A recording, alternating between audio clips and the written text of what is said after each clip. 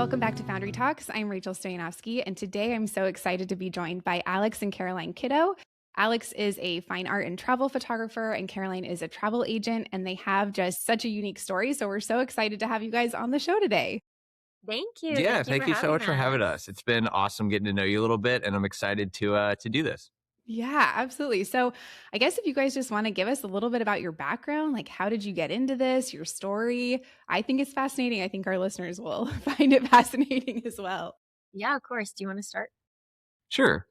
I'll try to keep it brief, but long story short, I was going to study abroad in Alicante, Spain in 2019, and I bought a camera from Best Buy because I thought it would be fun to like take pictures of my friends going out to the bars and like just little travel moments, and just really fell in love with it. Like fell in love with the idea of like capturing literal moments in time and solidifying these memories forever. So when I got back to Denver at DU, I was just kind of doing mostly concert photography and like anything I get my hands on. I was sneaking my camera into events and concerts to like try to build a portfolio, and doing a lot of stuff with restaurants, and just like gradually became really obsessed with photography in general and was spending all my free time on it.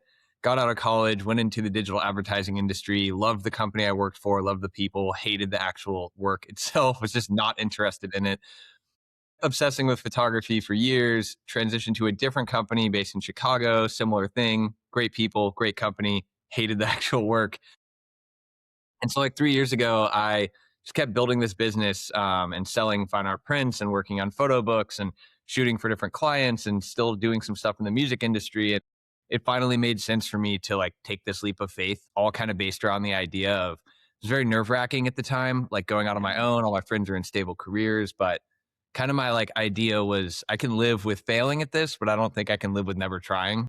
Yeah. And so I just quit my job and went for it. And it's been a crazy ride with a lot of highs and a lot of lows, but it's honestly been incredible. And yeah, I'm really just kind of chasing freedom at the end of the day. So I'm very, very happy with how things have been going. And we'll see if they continue on a positive Yeah. trajectory. That's awesome. And then I know I've heard a little bit of the story about how you obviously were involved in a lot of the photography, Caroline, that was taking place. And then that kind of led to you building your own business. I'd love to hear a little bit about that. Yeah, of course.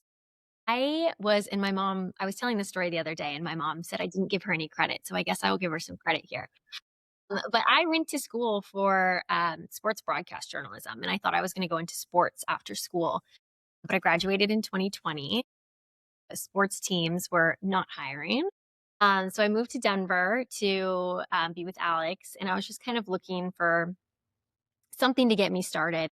My mom actually sent me the LinkedIn post of Inspirato, this travel company in Denver. And I'd always loved traveling, but I never thought of it as a career. And so I started working there, and I was for about 3 years in Denver with them, not on my own, but just kind of learning the industry, Yeah.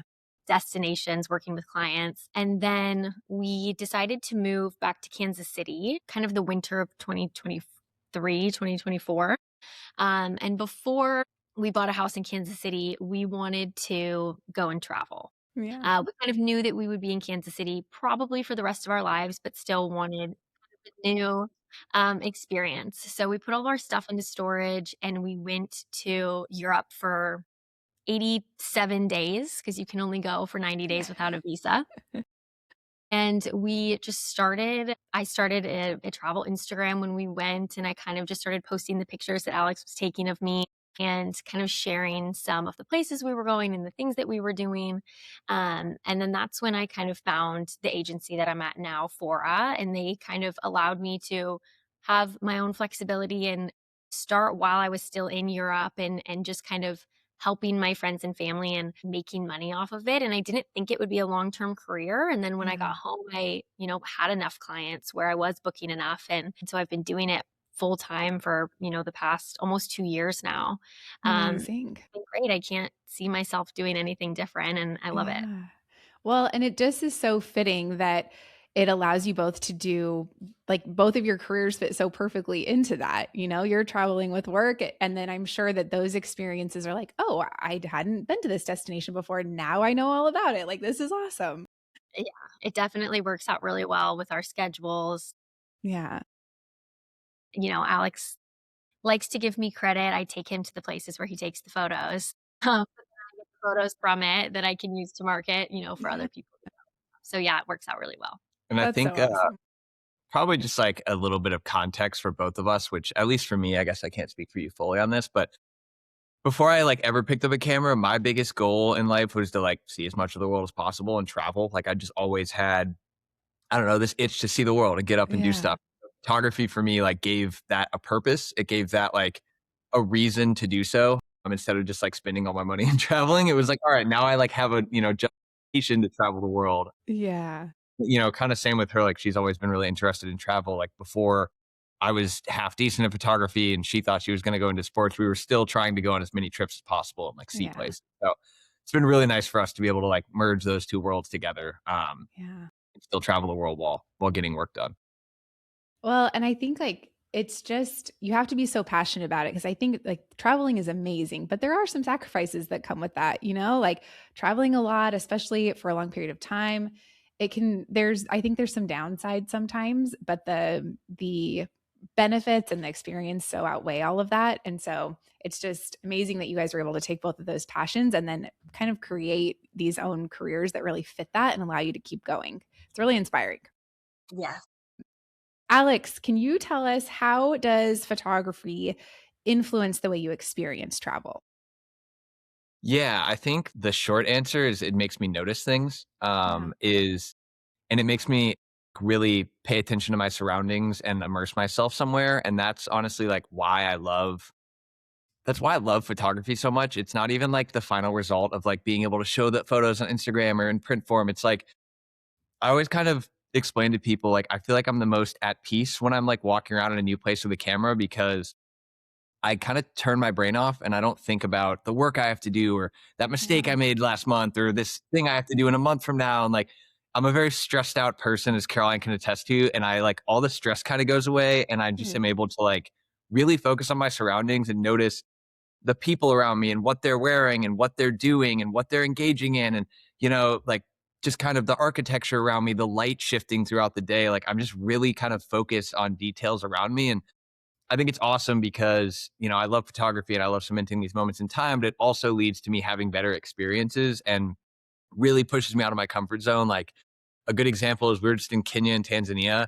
and we had a hot air balloon ride booked and I don't like heights and Caroline also doesn't really like heights and she bailed on me at 5 in the morning when we got up. And I probably also would have bailed, but I was like, I got to get these pictures. And it ended up Yeah. being a really cool experience. I'm really glad I did it. But like photography pushed me to be like, I'm gonna do this instead of just like, you know, being Yeah. safe at home and sleeping in. Yeah, it just kind of pushes me to do things and really pay attention. So Yeah. I love that. And then Caroline, when people started reaching out to you for travel advice after seeing what you were sharing, what were they like asking about? Or what do you find most of your clients asking about? Was it a specific destination or a type of experience? Yeah. I feel like probably right at the beginning, I would be posting stuff on Instagram and then people would, I'd post a picture of us in London and then somebody would reach out and say, "Oh, I'm going to London soon. I have my flights booked, but where should I stay and what should I do?" And I think a lot of it, which I still feel like I do today, is kind of telling people how I work and, how travel agents work for people who haven't used one before. Yeah. And, I make essentially most of my money from getting commission from the hotels. So sometimes people will still reach out to me and say, "I booked an Airbnb, but can you plan the rest of my trip?" And I kind of have to Yeah. explain, well, like, not really. Yeah. But I feel like at the beginning, it was just a lot of people they had their destination picked out Hmm. and they just wanted to kind of know maybe where to stay or what to do. I feel like now a lot of times, especially with like repeat clients, people will come to me and Yeah. say, "I have a week off this summer. Where do I go?" Yeah. And, then I can start playing around with different destinations, depending on what people like. But yeah, definitely at the beginning, it was just kind of like, "Here's where we're going. Have you been Yeah. there? And, kind of what do you think we should do?" Yeah. We were just talking with a different guest who started a hotel or kind of revamped a hotel, and he made it really tailored to the destination. We were asking him like, why are you, what inspired that? And he's like, well, our whole philosophy is that people really aren't picking the hotel first. They're going to the destination and then picking the hotel. So it's interesting to hear that a lot of your clients kind of had that same approach. Like, we're going here now, where do I stay? I like And that. I feel like definitely that's a lot of people do. Maybe not so much us anymore because I want to go to hotels. Yeah. the opposite now that I've, kind of there are hotels that I wanna go to, but yeah, I definitely feel like for the majority of travelers, they pick kind of what they wanna do and then where they wanna stay. Yeah. Did becoming someone people turn to for travel advice change how you approach your own trips or picking your own destinations for where you guys go? Yes. I will definitely say, and I apologize to Alex because he gets the worst of me because I plan everybody else, all of my clients become before I plan their trips before my own. Yeah. So by the time I get around to planning my trips, I'm like, I don't know where we're going. I don't know where we're staying, but we'll figure it out. But I think in general, yes, it has started because one example I can, kind of think right off the bat is we're going to Japan in May. And Japan was, and I know I'm going to regret saying this because I think I'm going to go and love it, but it was not a place that's very high on my list of destinations to go to. Yeah. But That one was for me. yeah, and go, but at the same time, it is becoming so popular right now. Mhm. My clients do wanna go, and so to be able to confidently send them there, I need to Yeah. experience it for myself. So Yeah. that's definitely something I'm looking more into, just kind of going to destinations that I know people wanna go to, whether or not Yeah. it's top of my list or not. Yeah. So we'll have to have you back on post Japan trip. I'm sure I will love it. It was just not one that I was dying to plan before some other Yeah. destinations, so Yeah. Okay, this kind of is for a little more for Alex, but I guess for both of you. What makes a hotel or destination worth your time, whether that's photographing it or recommending it? And kind of sub question, now at this stage in your career, Alex, are you going to more destinations because of client work or because you want to explore a new destination and photograph it while you're there? Yeah, so that's like I have a firm answer on the second one. The first one is kind of open ended, and like I approach things very odd. I don't research before I go places. I kind of trust Caroline to like get us good hotels and whatnot. But like Yeah. I know a lot of photographers who travel and shoot like fine art stuff and landscape stuff and even street stuff are looking at Google Maps. They're pinning places on a map of where they want to go, what they want to shoot. I don't do that. So I kind of just show up places and I just aimlessly wander around, and Caroline can attest, like a lot of times she's pointing stuff out like, "Oh, you should go up there and see what it's like." Yeah. So like when it comes to like planning a place, I kind of just will like see a photo or see a video online or something and be like, "Ooh, that looks really interesting." And like Japan, for example, like the my desire to go there all of a sudden is, well, one, I absolutely love sushi and I really want to eat sushi in Japan. But two, we were in Seoul for a week last year and I just loved it. And that was our first time anywhere in Asia because we have like extensively traveled Europe and a lot of places Yeah. in Africa, had not been anywhere in Asia. And I just loved shooting there. Like the city life was so fast, but it was so clean and it was chaotic, but organized and so Yeah. bright, vibrant. And like I just had a great time in Seoul and loved the photos I shot there. And I was like, I kind of want to do this project 2.0 in Tokyo and then travel around Japan and see some actual more like landscapes and mountains.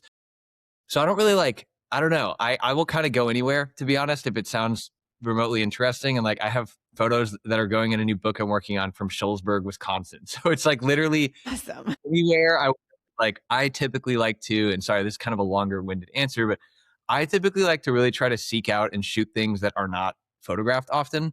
Yeah. Obviously, in my portfolio, I have the 18th hole at Pebble Beach, famous tree, and stuff like that. But Yeah. I'm mostly driving back roads, going into countrysides, walking down random streets versus like seeing other photographers and saying, I want to get that photo and then going to Yeah. that spot. I mostly am trying to shoot stuff that people haven't shot before. Yeah. And then I'm mostly traveling for personal projects these days. Like I do travel for client work and I have some really fun client projects this year I can't talk about yet that are Yeah. involve traveling internationally that I'm very excited about. But it's honestly been largely just me trying to build like the best photography archive I possibly can. Yeah. And so I'll go somewhere, for example, when we went to Africa, that was on our honeymoon. So we paid for that trip out of pocket. It's just something Yeah. that we really wanted to do. But then in turn, I will come home with a really strong body of work because one, there's no pressure and I can just do what I want to do without any Yeah. instructions or whatever. And it leads to my work being better. So then I can usually come home and profit off of that through licensing, print sales, putting them in photo books, whatever it may be. Yeah. I'm usually able to like come back and find a way to profit off of these personal projects. Just so I'm not literally spending all of our money traveling and going broke slowly. But yeah, it's mostly her and I just wanting to go see places. Yeah. Yeah. So we're doing Japan, Dolomites in Slovenia, St. Lucia, So awesome. and then Cotswolds, and then Italy's for work. But yeah.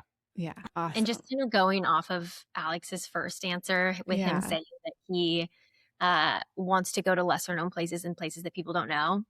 I'm kind of the opposite. Go to a town where there's no hotels, I can't really send people there. Yeah.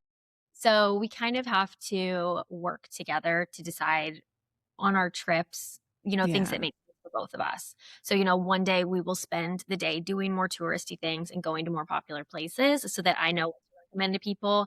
And then maybe the next day we'll take a bus into the middle of nowhere for Alex to walk around and take photos.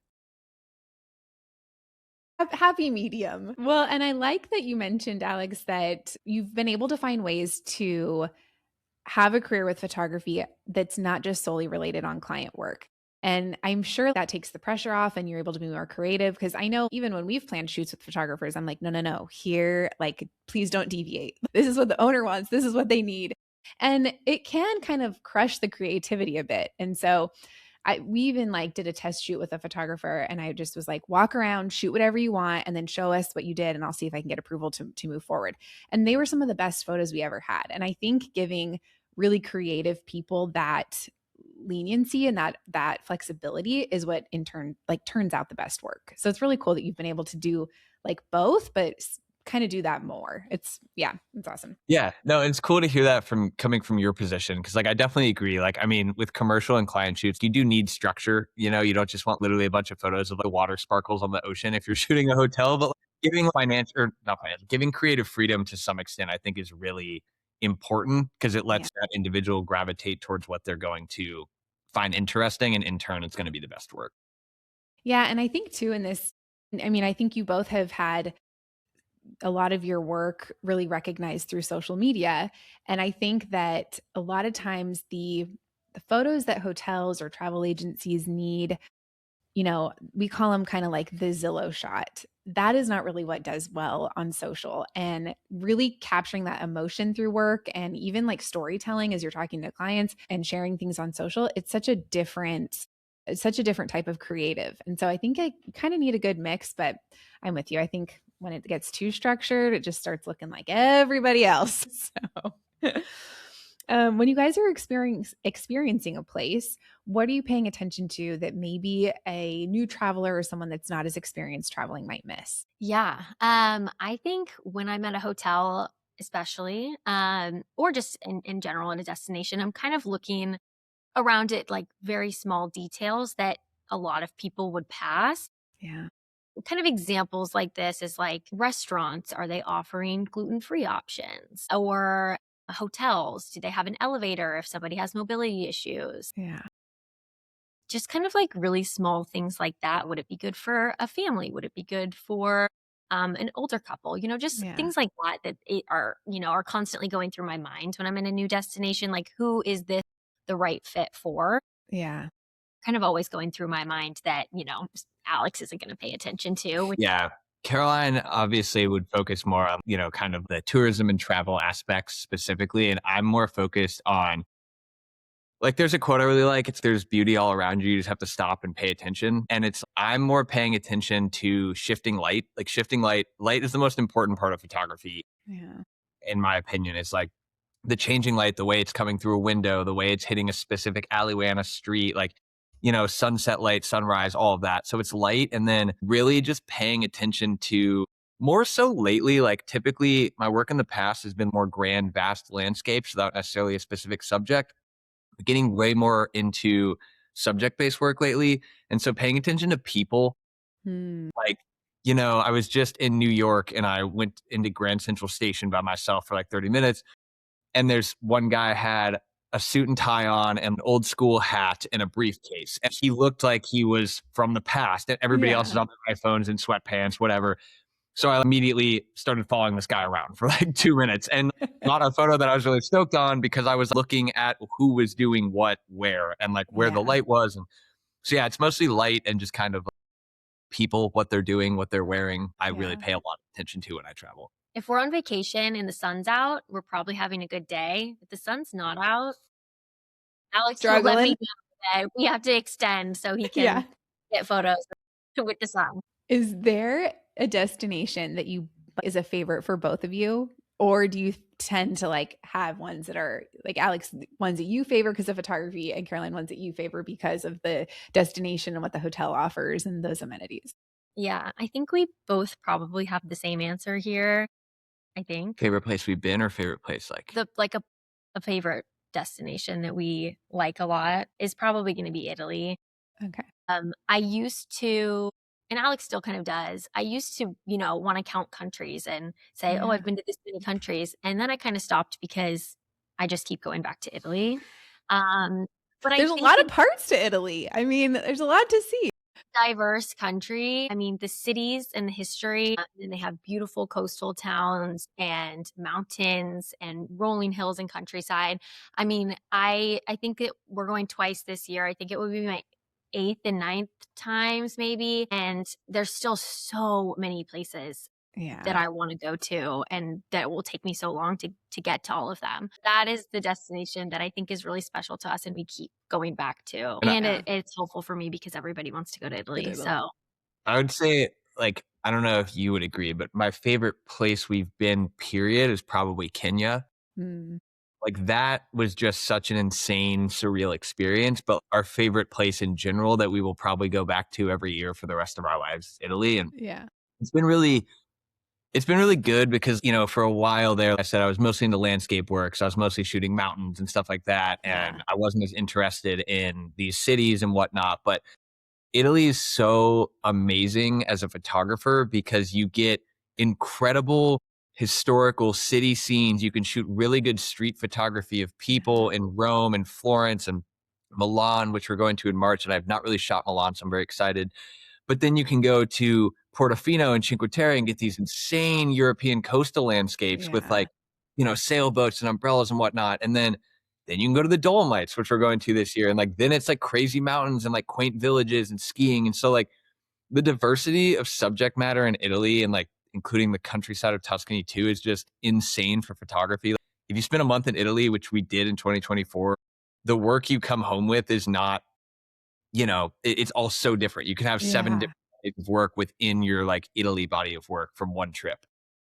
So Yeah. yeah, I don't think I'll ever get bored of it. It's definitely her fault we go so much, but I'm not complaining. Okay, now on the other side, has there been a place that you guys were really excited to go, but just didn't love or kind of missed? answered. Do you want me to go? Yeah, go. I have two, and obviously everyone has their own opinions and their own experiences. The first one is Amsterdam. Mm, It was not mine personally, but Alex loved it. And there's nothing against it. It just wasn't for me. yeah. And then the same, I will say that the other one that comes to mind is Costa Rica. Again, a destination that people love. Yeah. I had just heard a lot about it and I didn't think it was anything that special, to be honest. But I will say I thought the same thing the first time I went to Paris. Mm, I thought it was overrated. It was hot. It was crowded. yeah. Wasn't somewhere that I loved, but we actually went back. We just kind of had to, go through and we stayed for a couple days last year, maybe 2 years ago. And it was lovely. I really Yeah. liked it the second time. Yeah. Different time of year. The weather was nice. It wasn't as crowded and I liked it. So I'm not saying that I wouldn't try these places again. They just kind of, I was excited to go to them and I Yeah. didn't Higher have the expectations than what you experienced. exactly. Yeah. Do you Yeah. have one? I would very much agree with Paris. Like now I honestly love Paris, but until we went in 2024, I'd been once and I was like, the city's overrated. I don't get why people love it. And then we went and it was like the most beautifully perfect sunny day with like the prettiest clouds in the sky. And we just walked around Paris and it was awesome Yeah. and had really good food. And like, so We yeah, we gave Paris a bad rap and then revisited it. But mine, I like Costa Rica and Amsterdam personally. She's kind of afraid of the rainforest. So the Costa Rica one makes sense. But mine might be like the only place I was kind of let down by was Brussels, Belgium. Mm, When we were living in London for a little period of time, we were just like every weekend taking a train somewhere. yeah. Brussels was just kind of underwhelming. Like the food was okay. It was just like, I don't know, the party scene was like pretty aggressive. I mean, we were there on Wow. but like we got up at like 9 a.m. to get. We got up earlier, but we went to get breakfast like 9 a.m. and there were just people like still partying and drinking on the streets, like smoking cigarettes. And I don't know. It's just I really enjoyed the Peter Bruegel Museum there, but other than that, I Yeah. was kind of like, I don't really need to come back to Brussels. But So, You're I like, was where am I? Vegas? in the moment, we had a great time. It was more Yeah. like looking back on it, we were like, That was "Maybe." weird. yeah, it was just probably the most like underwhelming place we went while But we were yeah. in Europe for I Yeah. 3 do months. really like traveling during kind of the shoulder to off Mhm. seasons. I just think Yeah. it's way more special. Even if the weather isn't perfect, I just kind of like having less people around. Yeah. So I think, that was one with Paris is the first time it was in the middle of the summer, and then the second time it was in the spring, and that can completely change your trip. Yeah. So I do really. Oh, really, really quick hot take I wanted to throw in. I think the Amalfi Coast is overrated. Okay. That is a hot take. Just gonna start it and just I- end it right there. I think We'll start the whole episode with that. I think Portofino and Cinque Terre are. I know Cinque Terre also gets really crowded in the summer. We went during shoulder season, so I haven't experienced the crowds Yeah. there. But Yeah. we went to Amalfi in shoulder season, and even that was like I have a friend in Italy who's a photographer who's awesome. His name is Francesco, and he picked me up and drove me around all of like the coast, the different towns Yeah. and stuff. Caroline's mom came and met us. They tried to take a bus from one town to another, and it was a 2-hour bus line in off season. Gosh. Yeah. And so just like so I don't crowded. think the beauty there is overrated, but it's just I'd way rather go somewhere like Portofino in the slight off season Yeah. and have it to yourself than go to Amalfi and cram shoulder to shoulder. And I don't know. I hate crowds. So Amalfi is like really not that high on my list anymore of It's like expensive. yeah, and it's so expensive. Yeah. It's Well, just you like can't really experience. I think part of what people love is experiencing a destination like a local, like a really authentic experience. And I think sometimes when it gets so crowded like that, you just can't have that experience. So yeah, and places yeah. start really catering to tourists, which obviously Yeah. makes sense. Tourism industry is huge there, but it's Uh. I'd rather find the back alley place in a smaller coastal town and eat somewhere that doesn't speak English than Yeah. the signs with the big pictures of food and whatnot in Amalfi. Cheeseburger. Yeah, literally. I went to a friend's wedding she got married in Siena, but I flew into Rome and I was like getting a train and I come up the stairs. I'm like so excited to be there. And there's just a massive Five Guys like in the train station. And I was like, oh, okay, not really what I was hoping for, but all right. That's funny. Okay, so kind of shifting gears a little bit, when you are working with hotels or hospitality brands, what are some things that you find they're consistently trying to achieve? Have you noticed like a consistent theme that they're all asking for, or does it vary by client? Yeah, that's a good question. I think it really varies by client. And I tend to, I will work with anybody who it's a project on that I think is interesting. And if it's good people, like my biggest thing is I like to work with good people, like Yeah. people who hover and are just like kind of a pain to work with. It's just like typically not worth the money. Yeah. But no, people typically like very different things. And I tend to gravitate towards clients that know what they want, but are also willing to give me like complete creative control. Mhm. And I think a really good example of that is like Talbot Hotels. I did 2 campaigns with them last year. I also do collage art. So I'll like cut up a bunch of elements out of my photos and piece them back together in Photoshop to make like new places that don't exist. And their CMO really liked what I was doing with those, with the collages and stuff. So he came to me and he was like, I want you to make collages based around our hotels and make these videos like you've been making on socials for us. Make whatever you want, but this is how many I want. And so it was really collaborative. Like, obviously, he had some feedback after the first round, which was totally fine, but it was collaborative. It was fun. It was unique. It was different. And he gave me the freedom where he said, make whatever you feel like making. Yeah. And so that's what I like to do. Like, I mostly like to work with places when I get to show up somewhere, and a loose shot list is fine, or even a shot list is fine. But when they're like, we want this to be you, your voice, like organically you, stuff that you would be excited to share on social media. Yeah. Not, we want this style and this, and this. Cause I've had people ask me like, they're like, can we have RAWs so we can put our preset on them? And I'm like, you're hiring the wrong person. Like, that's just, that's just not what I do. Like, color theory is so important for my work. And I'm like, I don't want my name attached to it if I can't be the one manipulating how the colors look. Yeah. Cause then it's not your work. Yeah. Yeah.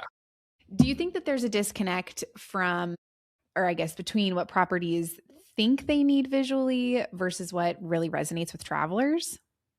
Yes. I think largely like So, like, very important for marketing efforts for website stuff, kind of what you're talking about, the Zillow Yeah. shots, like, those are Yeah. very important, like, super important for core business, right? Yeah. But they're not great for social media because people don't really like people have incredibly short attention spans.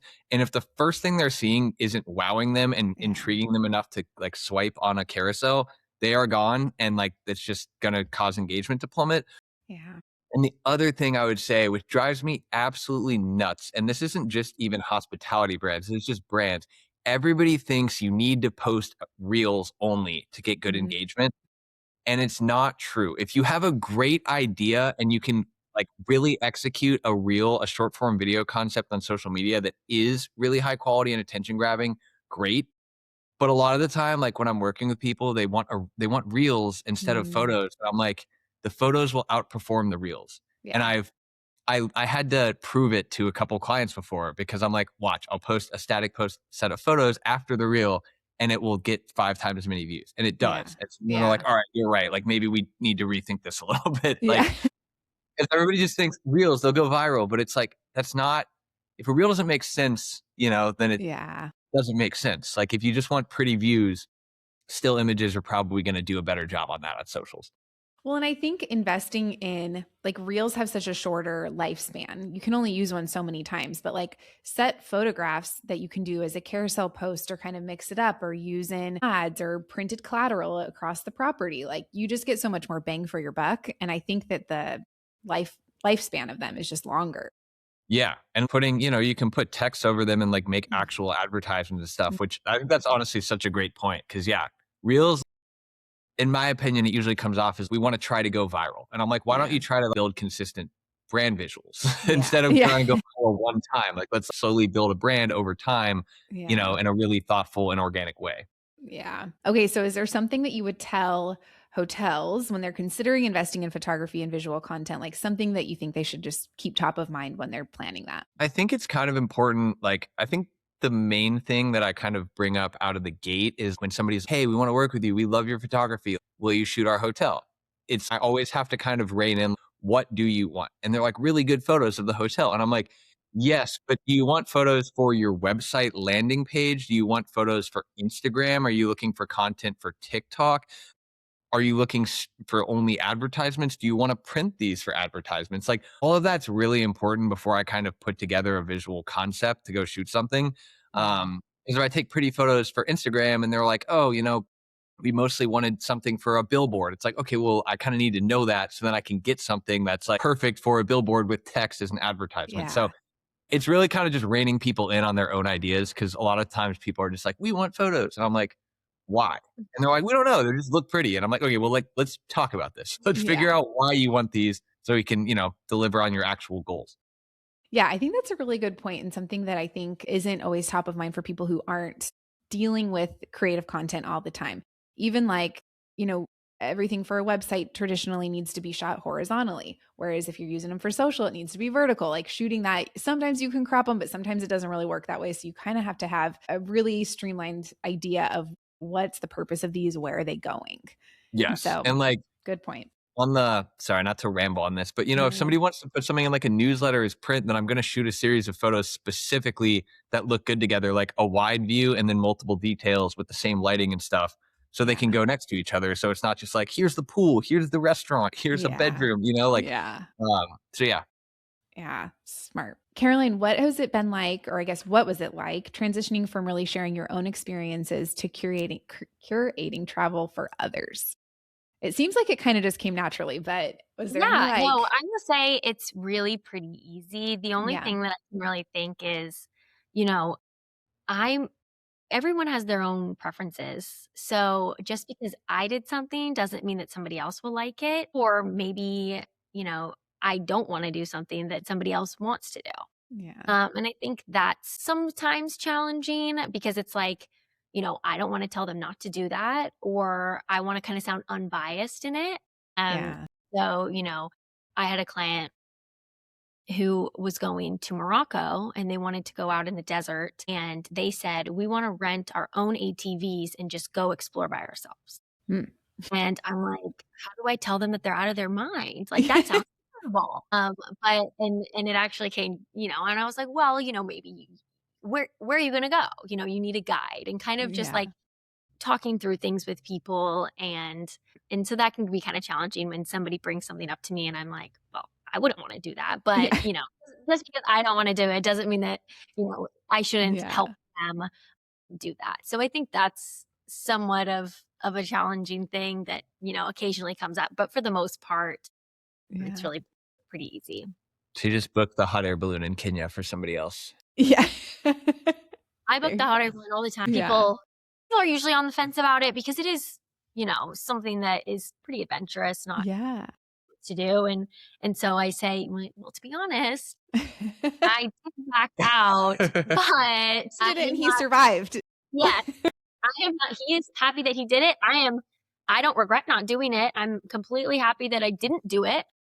So Yeah. just kind of things like that. It's like just because I did this or just because you want to do that, we're different travelers. We want different experiences. So we don't have to be the same in every scenario. Yeah.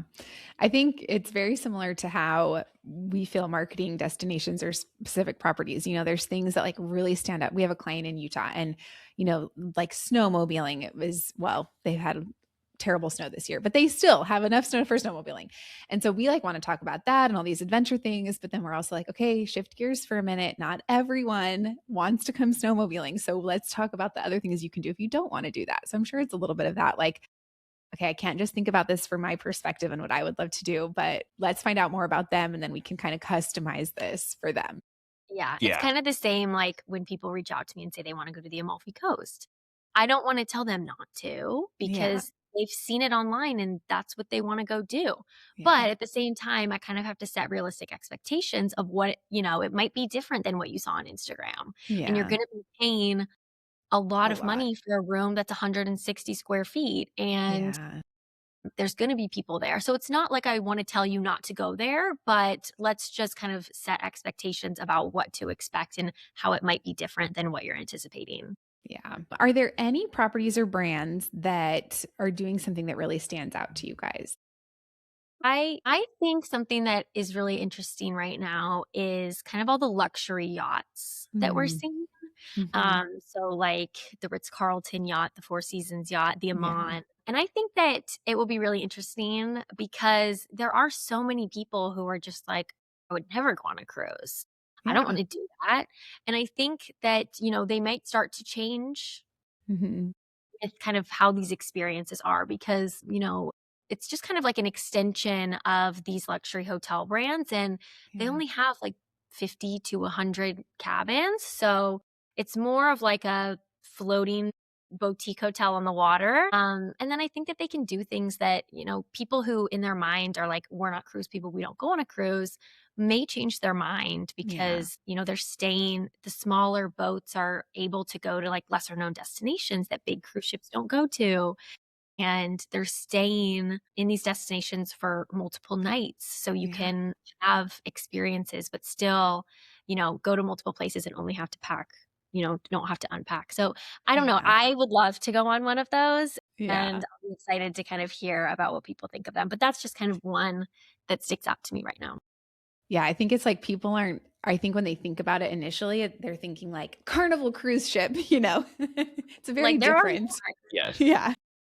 I have two vastly different answers. First one, I'm honestly very intrigued and interested by Fora, the company that Caroline's Yeah. working at. I think they've completely revolutionized the travel industry and they broke Yeah. down the barrier to becoming a travel agent because their business model is pretty much anybody can do it. I mean, Yeah. it's not, you're not going to be guaranteed success. I would say, most people starting out are not finding a lot of success because it takes Yeah. time to build a book of clients, but it's now easier than ever to become a travel agent, like, legally with an IATA number before than ever because of Yeah. Fora. So I think them kind of revolutionizing the travel agent industry is really fascinating. And I got to meet with their head of production in New York a couple weeks ago, and her past is fascinating. But it was really just Yeah. cool to learn more about kind of the ins and outs of how Fora came to be and how they Yeah. operate and all of that. And my other one is kind of random, but I wanted to tell you, I think you should check it out if you haven't. But Huckberry, the clothing company, Okay. they do a lot of like documentaries about travel and like interesting places. They have one on Maggie's Cabin, this place like outside of Cool. Aspen that's like a remote ski shack. Two Yeah. of my friends actually last year were in Kyrgyzstan and they shot a full documentary on it for Huckberry. They're like 10-minute videos on YouTube, How cool.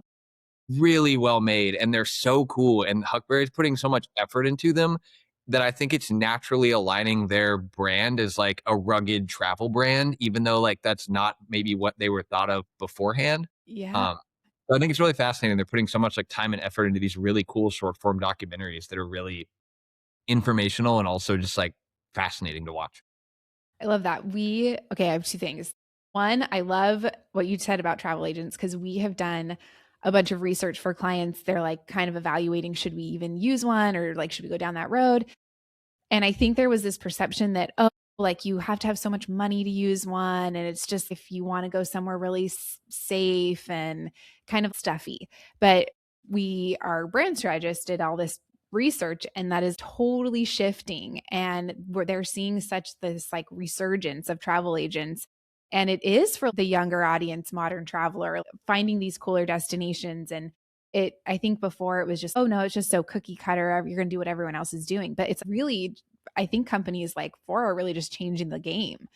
Yeah. Um, yeah, that's Well, really neat. it's on that note, so many people assume when you're like, I'll tell them, I'll be like, you should talk to Caroline. She's a travel agent. And they're like, Yeah. we don't have extra money to throw at this trip. And I'm like, it actually doesn't cost you a single dollar to get Yeah. her recommendations and have her book your hotels and stuff. Travel agents will start charging money if you want a printed out itinerary with all your, Yeah. restaurant reservations. Yeah. I know, but I'm just saying, like, I Yeah. think it's, an interesting business model that a lot of people don't understand, but that's Yeah. shifting. That's Yeah. shifting a lot. Well, and I think especially now where we see everyone like time is a commodity and people value their time. And so to be able to kind of take that off and have someone who is an expert be able to do kind of the heavy lifting. And then I think you're also like, you feel a little bit more like, okay, I have a guarantee this is someone who's been there or knows the property well, knows my needs, thinks it's going to work well. So it's just, like, I don't know. It seems like it makes it easier and a little bit more seamless and probably more enjoyable as well. Yeah. And as somebody who has an indirect personal full-time travel agent, I don't even think I've booked a flight for myself in like 5 years. I can attest that it saves me so much time because Caroline just is Yeah. on, knows what she's doing. Yeah. And I literally was like, I want to go to Japan and then didn't do anything until she sent me a full itinerary breakdown. And then I was like, this looks great. She was like, cool. Okay, we're going. Okay, so you should also check out. We had the marketing director for Nemo Bay. I don't know if you guys are familiar with that property. Yeah. And I didn't realize until we were talking with her, but they do a lot of the short form clips and reels and stuff, but they do longer form videos on their YouTube. And they're amazing. They're so cool. So it sounds really in line. So I'm excited to check out. Would you say Huckberry? Yeah. Okay, I'm excited to check it out because our team kind of sifted through all of them. They were just super cool. And the storytelling component is really cool. And like we all already wanted to go there. And now we're like, okay, when are we going to go there? So I'm excited to check awesome. that out too. Yeah, That that's sounds like an really cool. example of short form content done really well. When I was talking about reels, like that makes sense if they're shooting these larger videos and then like Yeah, then making reels out of those makes a lot more sense than like, 7 pans of the ocean at sunset.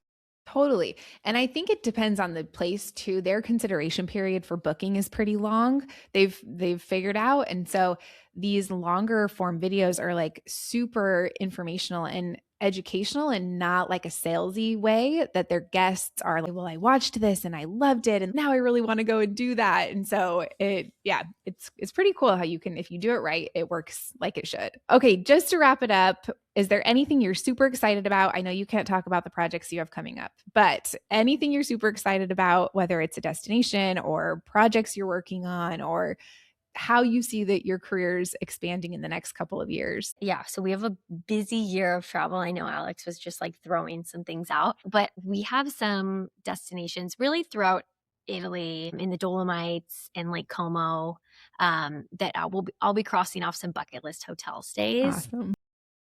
So Forestis in the Dolomites has been on my bucket Mm, list for a while. Grand Hotel Tremezzo is where I love sending my clients, and I'm very excited. And yeah. then Villa d'Esta as well. So those are kind of three like bucket list hotels for me that Yeah. I get to cross off this year. So I'm very excited for all of those trips. It's amazing. Yeah, I'm also very excited for all of those And trips. Alex is Uh, He again, he's not looking up any of these hotels like before we Yeah. go really. So it is fun for me to see his reaction because I'm like, oh, we're staying here. You don't need to look it up. Yeah. And he's like, I like wow, I this like is so cool. I like to go in blind. Yeah. Fun. It's fun to show up somewhere and be like, "Wow," instead of like looking it up and having really high expectations and being like, "Oh, Yeah. this isn't quite as crazy as I thought." The type But A yeah, in me could never, but I love that for you. Same. I'm the exact same way. I I'm like, what am I ordering at the bar when I arrive? I already have my drink order and my food order. Yeah. no, I mean, I'm very excited for those things as well. I'm very, very excited for Japan. I have a very large book on America coming out this year with a publishing company out of Austin, Oh, Texas. amazing. I can't give the title because we have not finalized it. But it should be coming out in May or in early summer, and I'm really excited Okay. about that. It's going to be like a 380-page hardcover fine art photo book Wow. that I've been putting a lot of work into. And yeah, I'm also really looking forward to two things. Like one, continuing on this trajectory of documenting more people and Yeah. doing more city stuff and shooting a lot more cinestill film, which I've just been really into lately. And also, I'm really pushing myself this year to get more into video and not just like necessarily like pretty landscape videos and like to replace photos, but more so like actually showing my process and the things I'm Yeah. doing and just kind of like give a bit more insight and hopefully provide, some educational information to other people who are either trying to do what I'm doing or, are in a similar boat to me, but just like want some Yeah. tactics on shooting film or whatever it is.